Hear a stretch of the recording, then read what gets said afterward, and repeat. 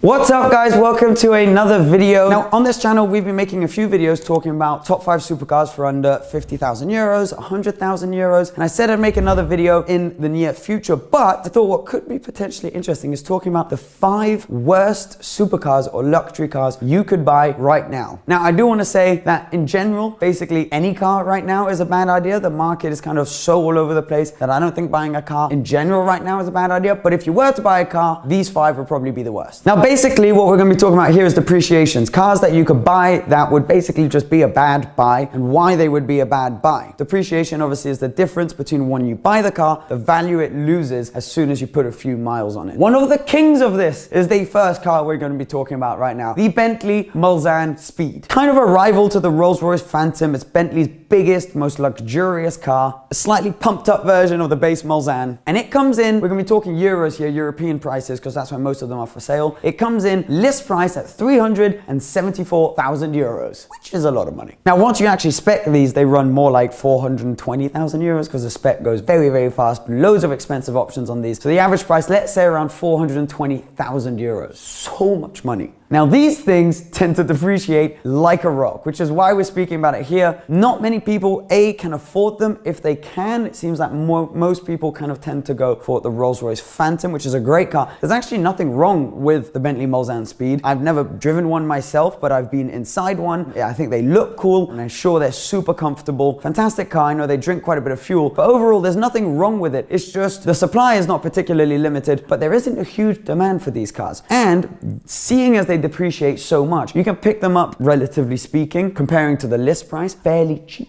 None of these cars you can ever pick up for cheap, realistically. But that means that why would you go buy a brand new one where you can pick one up for half the price only a few months later? An example, I went on a website and found a car for sale for 158,800 euros. This car had just under 10,000 miles, so 14,000 kilometers, which is mind-blowing. I mean, obviously that's still a ton of money for a luxury car of this type, obviously, but that we calculated brings you to 16 euros per kilometer. I mean, what? That means, for example, for me to drive to the airport would cost me, in depreciation by kilometers alone, over 200 euros every time I go to the airport, and then another 200 to come back. 400 euros just to do the airport run because of the amount of depreciation per kilometer. It's mind-blowing. And let alone a car that's got 60,000 kilometers, 70,000 kilometers on the clock, because people often drive these quite a bit. So the fact that you can find quite a few for sale secondhand, because when they came out, people were buying them more than today, yet they still kept their kind of ludicrous list price, means that these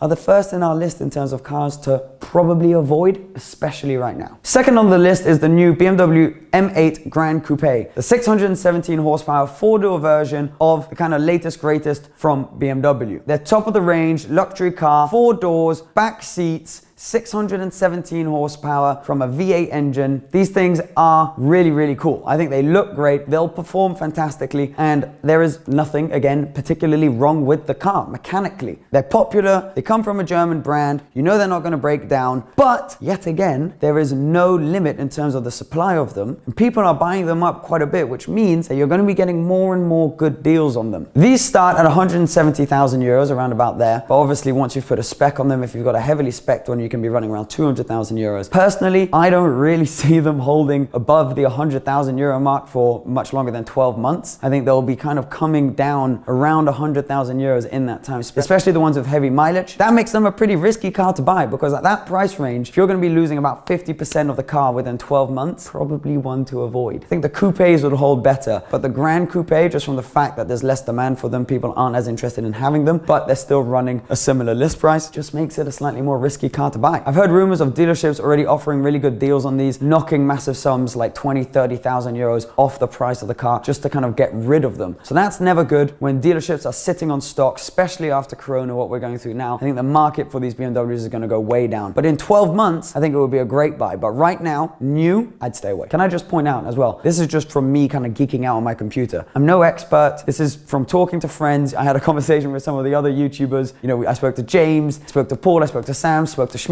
and we all had a conversation, and these are kind of some of the cars that we thought would probably be the ones you shouldn't really look at right now. Now, the next one is going to be fairly controversial because it is brand new. The McLaren 765 LT. McLarens obviously have a reputation for depreciation. Now, we all know that the 720S kind of shot down. 570Ss now, you can find them for around £80,000. The 600 LT even came flying down, and the 675 LT, which originally went up in value, came shooting down. That is again down to the fact that McLaren are supplying so many different models, so many different cars so quickly and bunched together. So there's constantly kind of a new car coming out, and that means that the value of the ones that are currently for sale isn't really holding that much. And dealerships are indeed sitting on stock. Now, this is probably the greatest supercar, arguably, for sale right now. I mean, I think the 720S, so the stock 720S, is the best all-round supercar money can buy. The 765 LT is just going to be an improved, more beefed up version of that. So it definitely warrants a higher list price, but is it going to be able to keep its value? I'm not sure. Rumor has it it's not particularly hard to get your hands on one, which is never positive, and it's kind of arrived at the wrong timing, which obviously no one could plan. With all of us being locked away in quarantine for a few weeks, no one has been able to purchase any of these cars. So there's going to be a big stock sat in the dealerships, and obviously also quite a few cancelled orders. That usually results in dealerships giving good prices on cars, and that drops the second-hand value of them. Now, just for example's sake, the list price of these is listed at $358,000, which is obviously a lot of money, but you can already find a normal 720S for 194,000 euros with only 7,000 kilometers online. Now, obviously, it's going to be a completely different car, much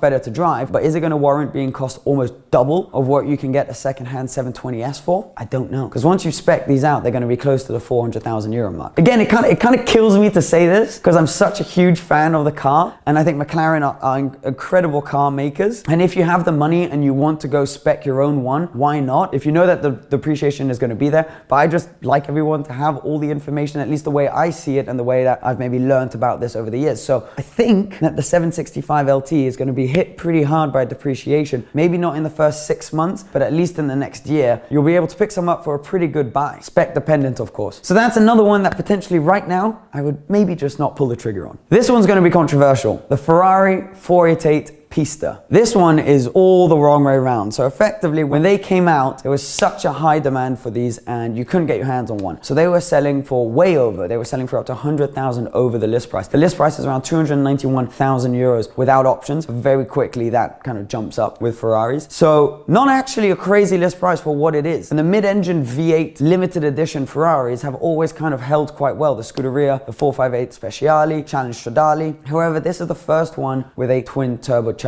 engine, which for purists, who are the people who usually will drive the price of these cars up, is not the best. It is absolutely stunning. I've actually been lucky enough to drive one of these. It is such a great car to drive. So much power, so complete. In the same way as the 765 LT would be, it is just an incredible car. So there's nothing to fault it in terms of a mechanical object. However, they're making quite a few of them. 3,500 units made, and I'm not even sure if that's including the Spiders. So there's quite a few of them when you compare to Speciales or to Scuderias. So when at first they were very hard to get your hands on, at the moment it's actually not that hard. There are quite a few for sale on the second-hand market, and dealerships are actually building up quite a bit of a stock with them. So you can get some fairly decent deals for them. And a lot of cancelled orders actually came in on those cars as soon as they kind of started turning. So they went up and they kind of appreciated at first, then hit a bit of a roof, and now they've been coming back down so that you can buy them for list or under list price just about. We managed to find an example of basically a brand new car for sale for 305,000 euros. And it's got a pretty heavy spec on it. So that actually puts it under list price, because this car with the spec it's got would have been around the 320,000 euro mark. So it shows that when they did appreciate, right now we're on a downward curve. And I think the current situation, the current car market is not going to help that. So that's one that could potentially fool people, and you wouldn't be expected to go down because it's a limited edition Ferrari and because there was so much hype about them at first. But right now, it's one of the cars which is actually dropping in price the fastest. And the more and more they come up for sale, the more there are available, the more dealerships are giving good prices on them, and the more people stack miles on them, the more that price is going to shoot down. I mean, the biggest telling thing is that 458 Speciales actually cost more than Pistas today. Even though the car's older technology, and definitely doesn't perform quite as much. It's just what the purists want, and there are less available. So therefore, the 488 Pista is another one that's going to have to make this list. The last one, and this may get some stick, and this is the one which is kind of a bit of a shot in the dark because we don't really know. The Aston Martin Valhalla. Don't know, I've definitely not said that right. It's a tricky one to say. Hypercar from Aston Martin. We're not entirely sure when it'll come. We've been waiting for news on the Valkyrie, its bigger brother, for a while, but it's going to be around £1 million, 986 horsepower, 500 units made worldwide, and a V6, a race-inspired